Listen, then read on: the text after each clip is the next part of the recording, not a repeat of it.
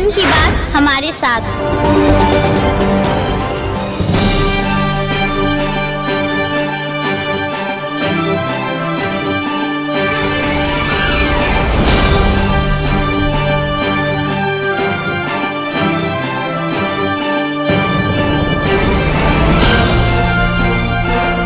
बरसात का मौसम है और आप समझते हैं कि बरसात का मौसम बीमारियों का भी मौसम होता है।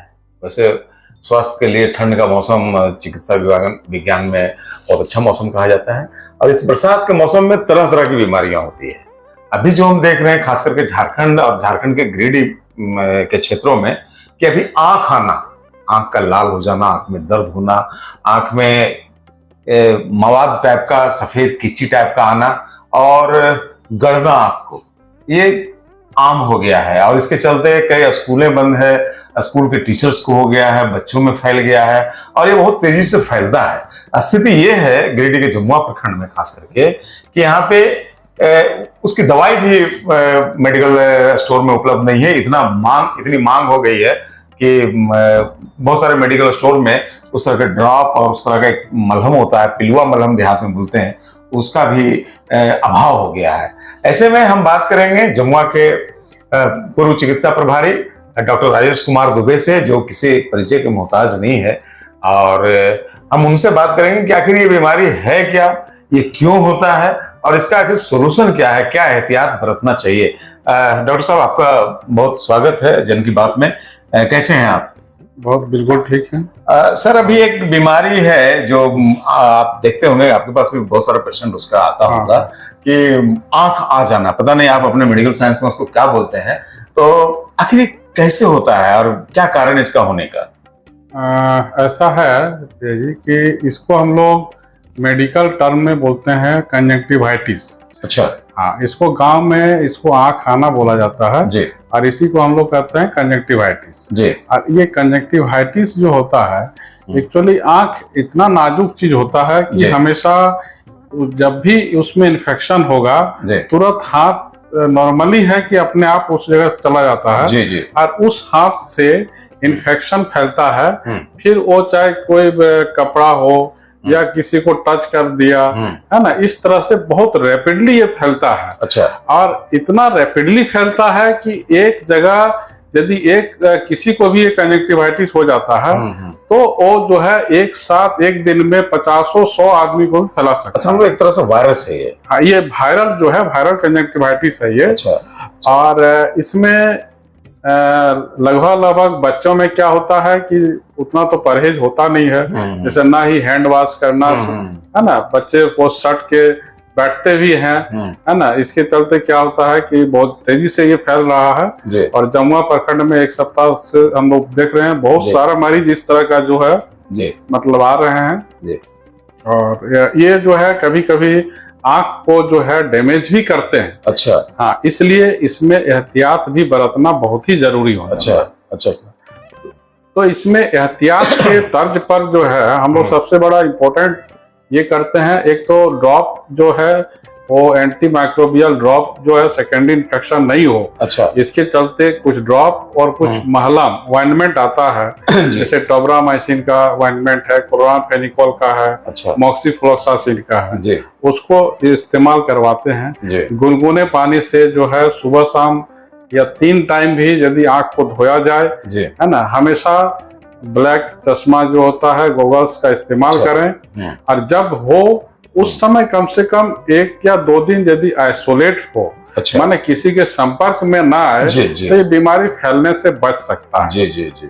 ये सबसे इम्पोर्टेंट चीज होता है इसमें, ये पब्लिक को समझना पड़ेगा और दवाई का भी इस्तेमाल करना है, साथ में ये सब चीज जो है परहेज भी करना पड़ता है। नहीं तो जिसको हो गया उसको आइसोलेट होने की आवश्यकता है या ड्रॉप लेने की आवश्यकता है या गॉगल्स पहनने की आवश्यकता है? नहीं, जिसको ना हुआ, हाँ, जिसको ना हुआ हो तो इसमें हम लोग क्या करते हैं कि यदि उसके घर परिवार में किसी को हुआ है तो उसको कभी भी कोशिश करें कि डायरेक्ट टच में ना आए। अच्छा। और हमेशा जो है दिन में कम से कम 5 से 6 बार हैंड वॉश करें। अच्छा। और घर में यदि हुआ है तो एक बार प्रोफाइलेक्टिक एंटी माइक्रोबियल का एक ड्रॉप आता है मॉक्सिफ्लोक्सासिन, रात में कम से कम 1 ड्रॉप लेके जरूर सोएं ताकि उनको इन्फेक्शन ना फैले। अच्छा, सामान लोग भी ले सकते हैं ड्रॉप? हाँ बिल्कुल ले सकते हैं। अच्छा। उसमें जो है 1 ड्रॉप कम से कम रात में ले लेने से उनको चांस बहुत कम होगा। अच्छा, अच्छा। यदि 5 दिन जब तक फैला हुआ है उनके घर में तब तक उनको ले लेने से जो है अच्छा, कि अगर किसी को हो गया घर के किसी सदस्य को, हाँ। तो हम समझते हैं कि ये थोड़ा सा आवश्यक है कि उसके जो रुमाल है या तौलिया है, हाँ। उसको अलग रखा जाए। हाँ, उसी के लिए रखा जाए। उसी के लिए। अच्छा। उसमें क्या होता है कि ये जो इन्फेक्शन होता है ये खासकर कपड़ा हो गया, हैंड हो गया, ये सब चीज से फैलता है। जी। तो इसीलिए इनको बोला जाता है कि 1 या 2 दिन जो है, ऐसे तो 3 दिन में नॉर्मली ये कम हो ही जाता है, सामान हो जाता है। किसी का ज्यादा रहता तब वो जाके ज्यादा होता है, इम्यूनिटी पर डिपेंड करता है। अच्छा। सबका इम्यूनिटी अलग अलग होता है ना। तो इसमें 1 या 2 दिन कम से कम उसको आइसोलेट, इसीलिए हम लोग बोलते हैं अलग रखने का। अलग रखने का अर्थ ये होता है कि उसके टच में नहीं आना है, उसके रुमाल का इस्तेमाल नहीं करना है, उसके कपड़े को ऐसे डायरेक्ट टच नहीं करना है ना। ये आइसोलेशन का यदि प्रक्रिया यदि रहेगा तो हम लोग इस चेन को ब्रेक कर सकते हैं। जी बिल्कुल। चेन को ब्रेक हो जाएगा तो नेचुरली है कि बीमारी स्प्रेड नहीं करेगा। स्प्रेड नहीं करेगा तो क्षेत्र में जो है माने और लोगों को नहीं होगा, है ना। कोई खास जगह पर ही सीमित रह के वो धीरे धीरे खत्म हो जाएगा। अच्छा, किसी को एक बार हो गया है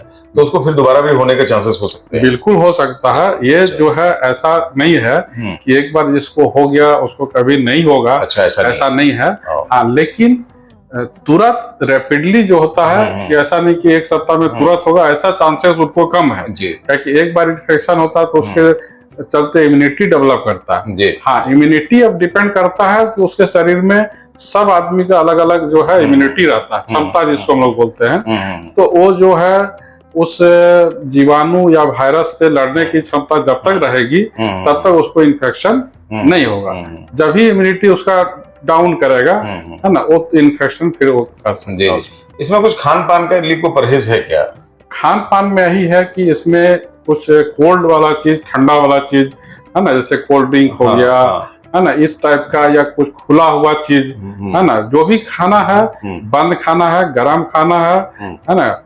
और जो हम लोग बोलते हैं कि रात का खाना सुबह में गांव में लोग इस्तेमाल करते हैं, तो वो सब चीज जो है नहीं करे, है ना। ताजा भोजन का इस्तेमाल करे, खाना को ढक के रखे, खुला मतलब खाना नहीं रहे। ये सब चीज जो है परहेज करना पड़ेगा। और ये आप जैसे कि बता रहे थे कि आंखों के लिए हार्मफुल भी हो सकता है। हाँ बिल्कुल, उसमें जो है कभी कभी ऐसा हो सकता है कि जिनका इम्यूनिटी बहुत कम रहता है तो एक्चुअली कंजंक्टिवा को इन्फेक्शन करता है। तो नेचुरली है कंजंक्टिवा को इन्फेक्शन करने से वो धीरे धीरे कभी कभी ज्यादा यदि इन्फेक्शन हो गया, है ना, तब उसमें कभी कभी ऐसा भी रहता है कि केस बहुत कम है लेकिन ब्लाइंड होने का भी चांस रहता है।